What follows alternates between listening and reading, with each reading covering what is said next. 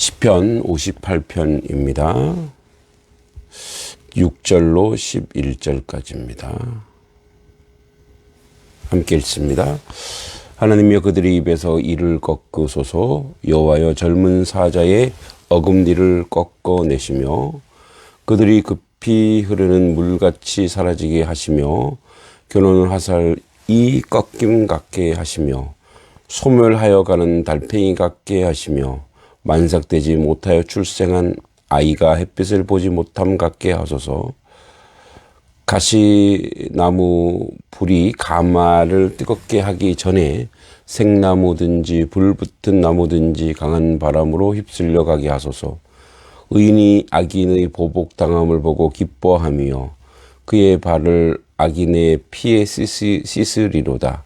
그때 사람의 말이 진실로 의인에게 갚음이 있고 진실로 땅에서 심판하시는 하나님이 계시다 하리로다. 아멘.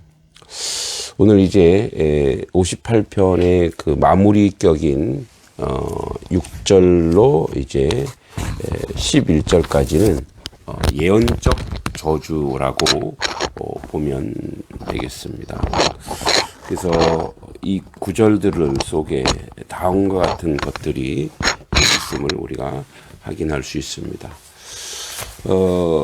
그의 대적들, 그리고 조금 더 우리가 확장하자면 하나님의 교회와 백성들의 모든 대적들에 대한 다윗의 기도입니다. 그는 그들을 이렇게 간주하고 있기 때문에 개인적인 복수심에서가 아니라 공적 정신에 의해서 자극을 받아 그들을 대적하는 기도를 드리고 있습니다. 그는 그들이 더 이상 악을 행할 수 없게 되기를 기도하고 있습니다.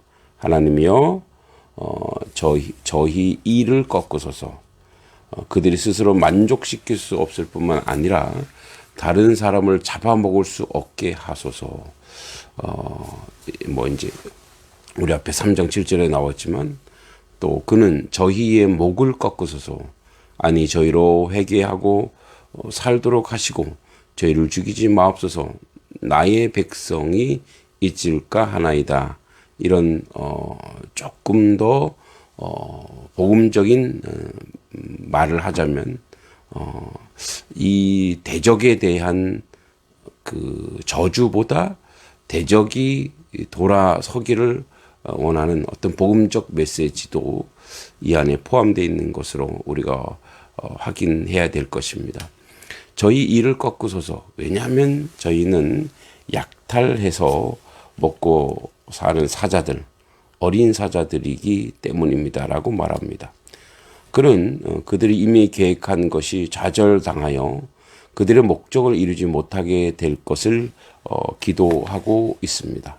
저희 마음이 의로운 자를 겨누는 살이 꺾임 같게 하소서. 7절에 저희로 그 발에 쓰러져 결코 관역에 가까이 모지 못하게 하소서.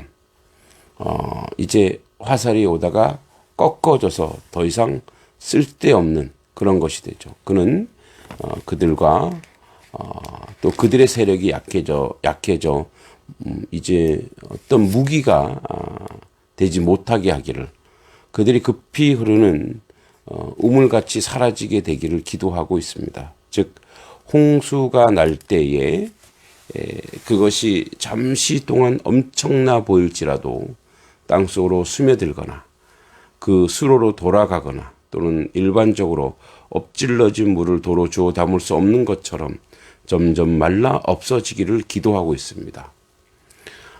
우리를 두렵게 하는 불의의 창수가 라고 또 10편 18장 4절에도 표현합니다.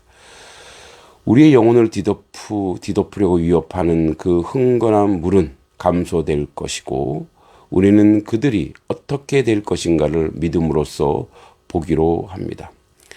그러면 우리는 그들의 현재 상태를 두려워하지 않을 것이고 그들이 소멸하여 가는 달팽이 같게 되기를 기도하고 있습니다.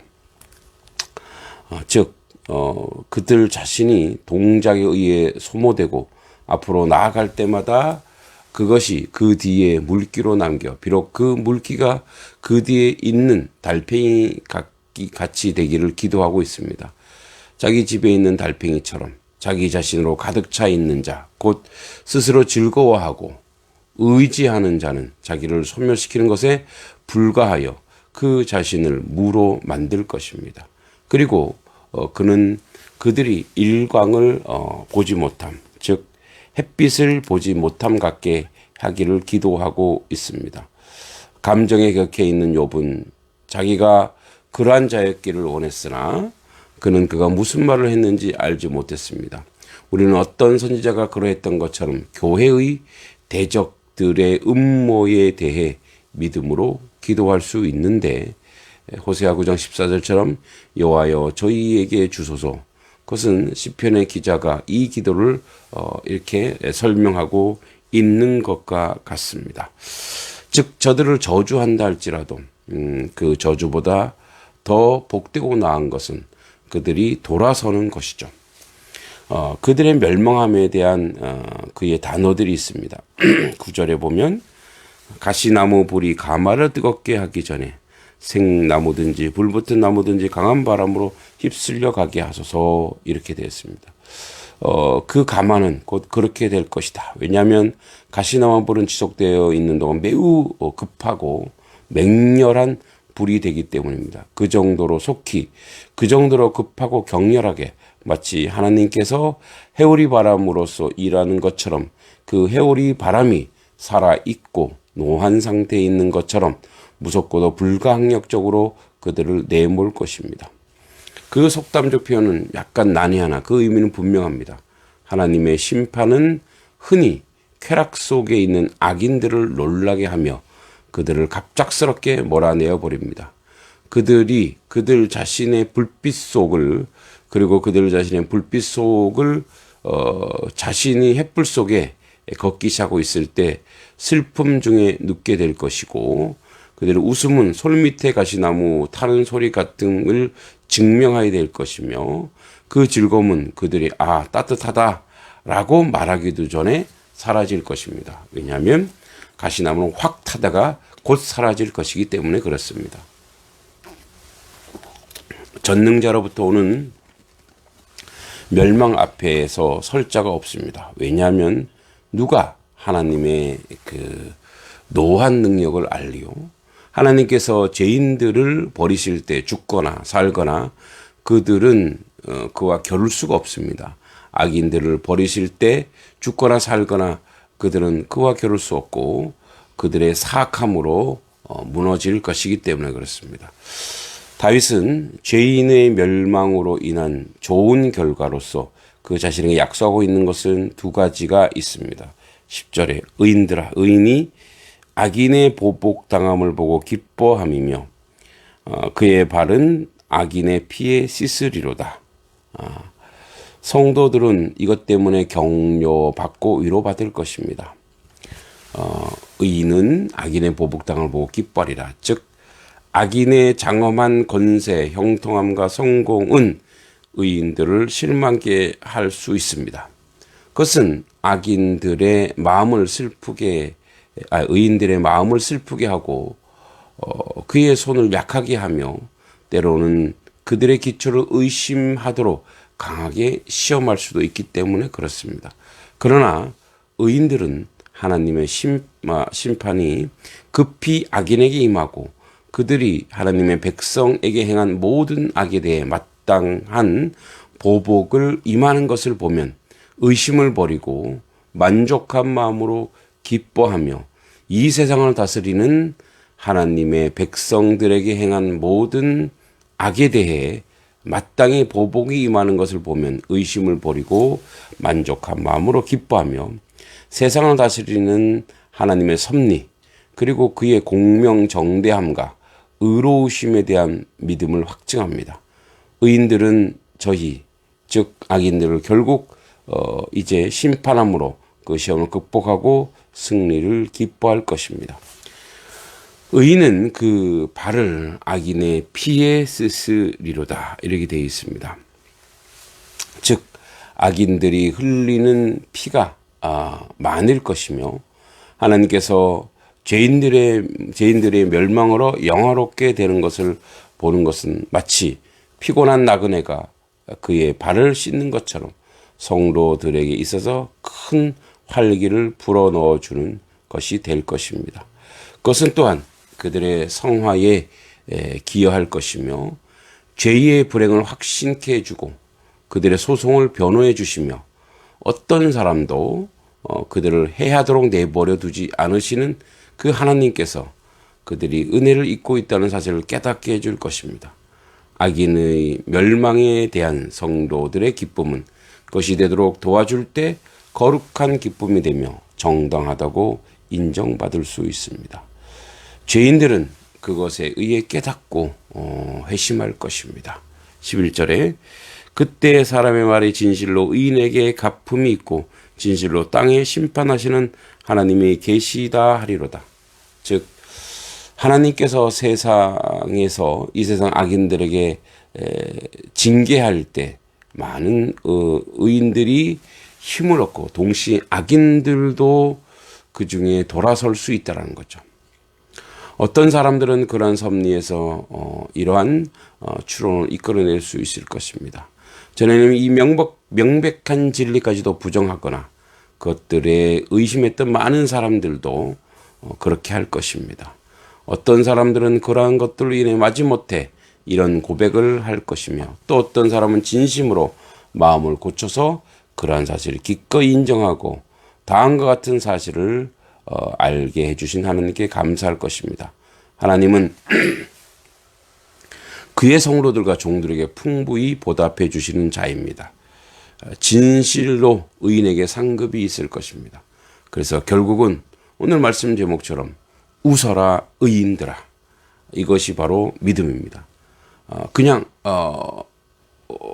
웃어라, 즉 명령형이죠. 웃어야 합니다.